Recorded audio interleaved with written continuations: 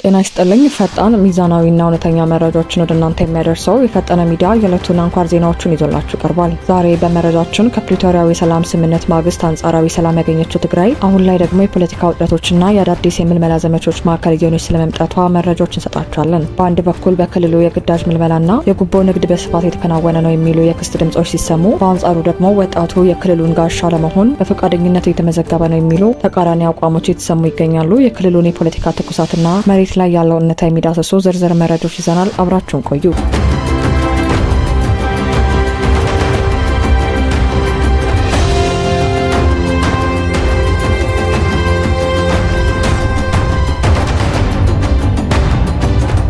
በትግራይ ክልል ወጣቶችን በግዳጅ ለጦርነት የማሰለፍ አሳፋሪ ድርጊት በስፋት የተከናወነ መሆኑን የትግራይ ነጻነት ፓርቲ ይፋ አድርጓል። ድርጊቱ የወጣቶችን መብት የሚጥስ ብቻ ሳይሆን ጦርነቱን ለግል ጥቅማቸው ያዋሉ አዳዲስ ደላሎችና የሰላም ነጋዴዎች እንዲፈጠሩ በር ከፍቷል ተብሏል። የአካባቢው ምንጮችና የወጡ መግለጫዎችን ዋቢ በማድረግ በደረሰ መረጃ በትግራይ ክልል ውስጥ ወጣቶችን በግዳጅ ውትድርና መመልመልና እነሱ ፈቃደኛ ባልሆኑበት አዲስ ጦርነት ውስጥ የመማገድ ሰፊ እንቅስቃሴ የተደረገ ይገኛል። ይህንን ጉዳይ በጽኑ ያወገዘው የትግራይ ነጻነት ፓርቲ ድርጊቱን ኃላፊነት የጎደለውና የወጣቶችን ሰብአዊ መብትና ክብር የሚጥስ ነው ሲል ገልጾታል። ፓርቲው ባወጣው መግለጫ በትግራይ ክልል ውስጥ ድጋሚ ጦርነት እንዲጀመር የሚደረገውን ጥረት ከጀመሩ በተደጋጋሚ ሲቃወም መቆየቱን አስታውሶ አሁን የተጀመረው የምልመላ ዘመቻ የህዝብን ጥያቄ ለመመለስ ሳይሆን የማፊያ ቡድኑን ስልጣን ከማስጠበቅ ባለፈ ምንም አይነት ህዝባዊ ዓላማ የሌለው ነው ሲል በፖለቲካ አመራሩ ላይ ጠንካራ ወንጀል አሰንዝሯል። የፕሪቶሪያው ስምምነት የትጥቅ መፍታትንና ተዋጊዎችን ወደ ማህበረሰቡ የመቀላቀል ሂደት በግልጽ ቢያስቀምጥም ዛሬ መሬት ላይ የምናየው ግን የተገላቢጦሹን ነው። ወጣቱ ነገ ልገነባ እያለ ሲጮህ፣ ባለስልጣናቱ ግን የወንበር ዋስትና ልገንባ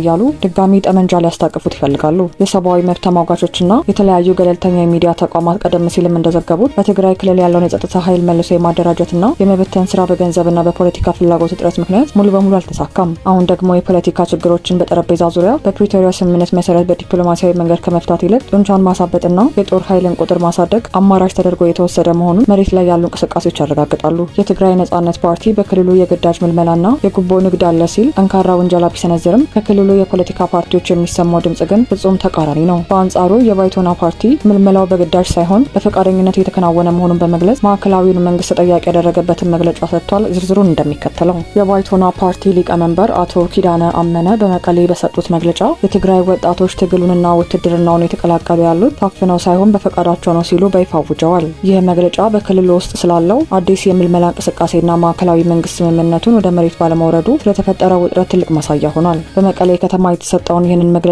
ዋቢ በማድረግ በደረሰ መረጃ መሰረት የባይቶና ፓርቲ ሊቀመንበር አቶ ኪዳነ አመነ የትግራይ ህዝብ ወደ ውጊያ ለመግባት ከበቂ በላይ ምክንያቶች አሉት ብለዋል። አቶ ኪዳነ በመግለጫቸው ላይ እንደተናገሩት በአሁኑ ወቅት በኢትዮጵያ ካለው ስርዓት ጋር ለመዋጋት ማለት የዘር ማጥፋቱ እንዲቀጥል መፍቀድ ነው የሚል እጅግ ከባድ ውንጀላ ሰንዝረዋል። አክለውም በአዲስ አበባ ያለው የብልጽግና ፓርቲ መንግስት የትግራይን ህዝብ መሰረታዊ ጥያቄዎች ለመመለስ የፕሪቶሪያን የሰላም ስምምነት ሙሉ በሙሉ ለመተግበርና ህገ መንግስቱን ለማክበር ፍላጎት የለውም ሲሉ ወንጅለዋል። በመሆኑም ማንኛውም የብልጽግና ፓርቲን አቋም መደገፍ እንደ ወንጀል መቆጠር አለበት ያሉ ሲሆን እያንዳንዱ የትግራይ ተወላጅ ያለምንም ማስገዳጅ አካል በፈቃደኝነት ትግሉንና የክልሉን ጋሻ እንዲቀላቀል ጥሪ አቅርበዋል። ፓርቲው አክሎም የብልጽግናን አየር የሚተነፍሱ ያላቸው አንዳንድ የፖለቲካ ፓርቲዎች ወጣቱ ትግራይን ለቆ እንዲወጣ በማድረግ ረገድ ጠያቂ ናቸው ያሉ ሲሆን የክልሉን የግዛት አንድነት ለማስከበርና ተፈናቃዮችን ለመመለስ የማይታገል ትግራዋይ ሊኖር አይገባም ሲሉ አሳስበዋል። የፖለቲካ ልሂቃኑ ወጣቱን ወደ ፋብሪካ፣ ወደ እርሻና ወደ ቴክኖሎጂ ፈጠራ ከመጋበዝ ይልቅ ዛሬም ብቸኛው የህልውናው መስመር ጠመንጃ ብቻ እንደሆነ አድርገው በዜና መግለጫ ሲዘግቡ ማየት የሀገሪቱን ፖለቲካ የኋልዮሽ ጉዞ በግልጽ ያሳያል። በአዲስ አበባ ያለው ማዕከላዊ መንግስት የፕሪቶሪያን ስምምነት እንደ ትልቅ የዲፕሎማሲና የሰላም እድል በአደባባይ እየሰበከ የውጭ እርዳታና ብድር ሲሰበስብ ከርሟል።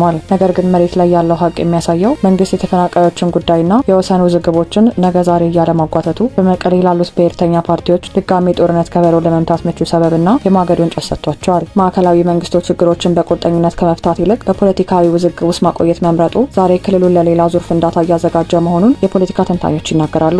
አቶ ኪዳነ የብልጽግናን አየር የሚተነፍሱ ፓርቲዎች ማለታቸው በክልሉ ውስጥ ማዕከላዊ መንግስቱን የሚደግፉ ኃይሎችን ለማስፈራራትና ከጨዋታ ውጭ ለማድረግ የተወረወረ የፖለቲካ ጦር ነው። የተከታተላችሁት መረጃዎች ከፈጠነ ሚዲያ ነበር። አዳዲስና ትኩስ መረጃዎች በፍጥነት እንዲደርሷችሁ ገጻችንን ሰብስክራይብ ማድረጋችሁን አትርሱ።